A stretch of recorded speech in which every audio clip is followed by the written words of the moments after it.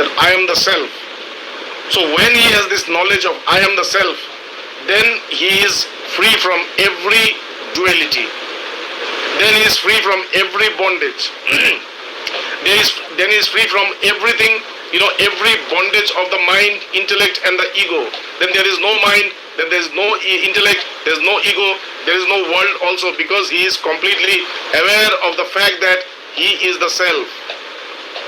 And this awareness about his self is so strong that though he experiences this world, this phenomenal world that we see now, though he experiences this phenomenal world, the way we do, the way any other unenlightened soul do, they see the form, they see the names, they see every events of this.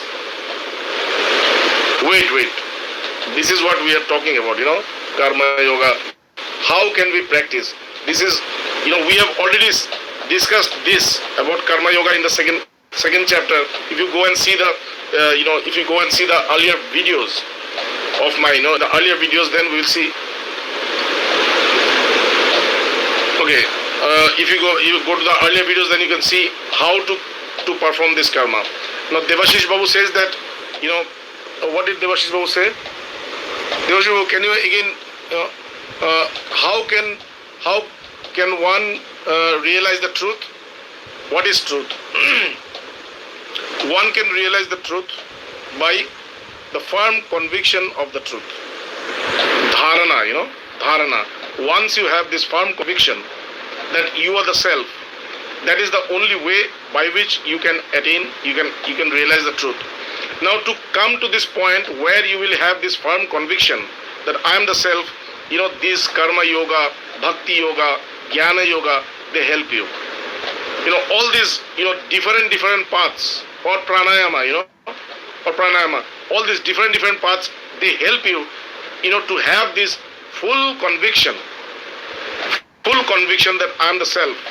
So when you are completely, certain within yourself, within your mind, that I am the self, I am not the body, I am not the intellect, I am not the mind, I am not the ego. When you are completely assured of this, that is the time, when you attain the self. In one place in the earlier chapter where Krishna had said, Yada te moha kalilam buddhir vyati tadishyati tada gantasi nirvedam srotabhyasya srutasya. This was what he had said, at one point. What he said, that when your mind is completely free from every disturbances that has been created from the external world and the internal world, when it's free. So when does your mind become free from the external and the internal world? Only when you know that you have nothing to do with this external and the internal world. That you are the self, always the observer. You are the witness of this, of this world, internal as well as external. You are not associated with this world at all. So when you have this firm conviction, when you have this firm conviction from knowledge that I am the witness of everything that is happening within me, that is in the mental level, intellectual level, in the emotional level, in the spiritual level, whatever is happening within me, I am not associated with it at all. I am just the witness. I am the drashta. I am the drashta, I am the witness. Okay? And whatever is happening in the external world, okay, all the events that is happening in the external world, I am also not associated with them. I am free from both the internal and the external world when I have this very firm conviction that I am just the observer, I am the knowledge, I am the substratum, I am the one which is projecting everything. I am not the projection. We become the projection. We become part of this projection.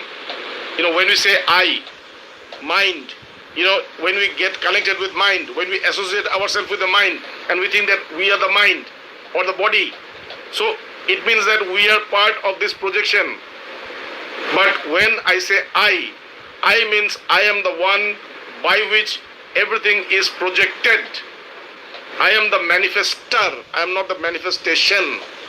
I'm the manifester.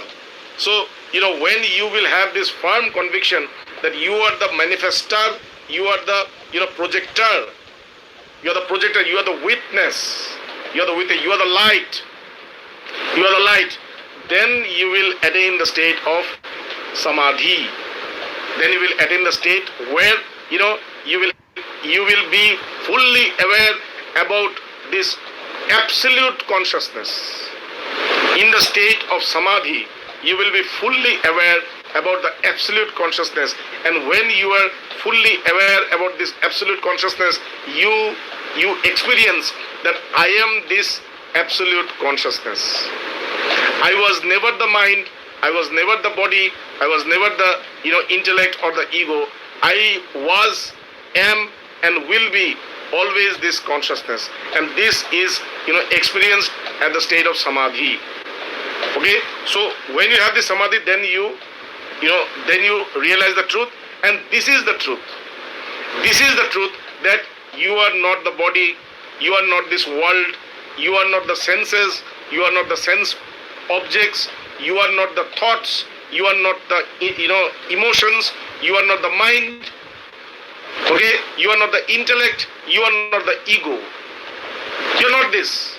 You are not the name, you are not the form, you are not the identity. In India we have this Gotra. This Gotra, we are all descendants of certain rishis. So we are all, we have Gotras, we have, castes, we have, dharma, we have everything, divided like, from Gotra, then caste, then this, many things, But I am not these at all.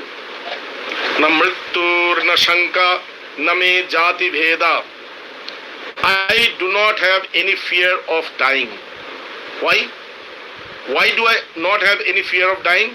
Because I am not born. I am not born. Because I am not born, I am not going to die. Jatasya hi dhruvo mrittu, dhruvam janma mritasya cha. We have studied it before. Jatasya hi dhruvo mrittu. Anything which is, which has been born, which is born, is going to die.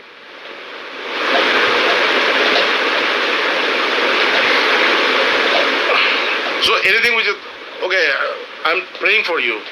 I'm praying for you. So, anything which is born is going to die. And anything which is dead is going to die. So, Shankaracharya, na mrittur, na shanka, na me jati bheda. I have no fear of dying. Why? Because I know that I was not born. My body was born and my body is going to die. I'm not going to die. I reside inside the body. When the body will be unable to bear me, to hold me, I'll just leave it and go. My abode is somewhere else. This is not my abode. This is where I come and manifest myself. I manifest my divinity. I manifest my real nature through this body. But this is not me. This is an instrument, This is an instrument by which this absolute consciousness is manifesting itself. When this body is incapable of manifesting it any further, the absolute consciousness is just going to leave this. And that is what we say, death. But it's not death, it's not finished. The body is destroyed, but the one who resides within the body never gets destroyed. Na mrittur, na shanka. I don't have any fear of death. Why? Because I have no birth. I am deathless. Name jati bheda. I don't have any jati. I don't have any caste. I am Brahmin. I am this. I am that. No. These are all associated with this body. The soul does not have any caste. Na mrittur, na shanka, na me jati bheda. Pita naiva me, naiva mata na janma. I don't have any father or mother or any birth. Pita naiva me, naiva mata na janma. Na bandhur na mitram, gurur naiva shishyascha. I don't have any friend or well-wisher. I don't have any guru. I don't have any my battery is dying, okay, it's 15%. I don't know, today is terrible. So, if the battery dies, we are going to stop anyway, okay, because there is no way that I can charge my battery now. So, Nambrittur na shanka, na me jati bheda, pita naiva me, naiva mama janma, na bandhur na mitram. Gurur naiva shishyascha means I don't have any friend or any well-wisher or any or any relative. I don't have any guru. I don't have any master. Neither do I have any disciple. Then what I am? Chidananda Rupaham Shivaham Shivaham. I am that, I am that, I am the form of knowledge. I am the form of bliss. When knowledge and bliss takes form, that is how I am. That is how it looks. See, this is me. Who is this? I am the form of knowledge. I am the form of bliss. When you see yourself, just be happy that this is how the knowledge and bliss has manifested itself. It is not you. It is not the one who you think. You are not you are not the son of somebody. You are not the brother of somebody. You are not the father of somebody. You are not a caste. You are not a creed. You don't have any religion. You don't have any birth or death. You don't have any. You don't have any master or a disciple. What are you?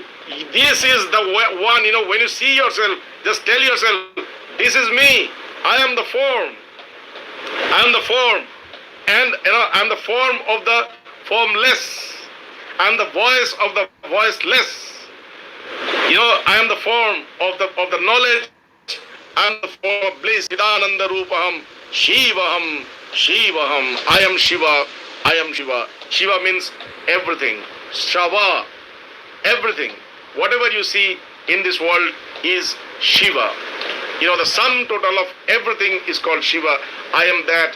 I am Shiva. I am Shiva. So this is, this is the truth. And what you said again, because I'm doing this through mobile, so it just vanishes. Can you just, type it again? I'm sorry. This is my, this is truth. This is my real existence. So what did you say again? I couldn't see. Devashish Babu. It's ridiculous, Today it's like, so anyway, so, Krishna says, Lokesmin Dvida Nishta Pura Prokta Maya Naga Jnana Yogena Sankhyanam. For people who have already realized the self, for them it is Jnana Yoga. It is the yoga of knowledge. And Karma Yogena Yoginam. But people who aspire for for the state of yoga, people who are the aspirants of enlightenment, people who are aspirants of knowledge, for them it is karma yoga. But when we talk about karma yoga, truth comes fear.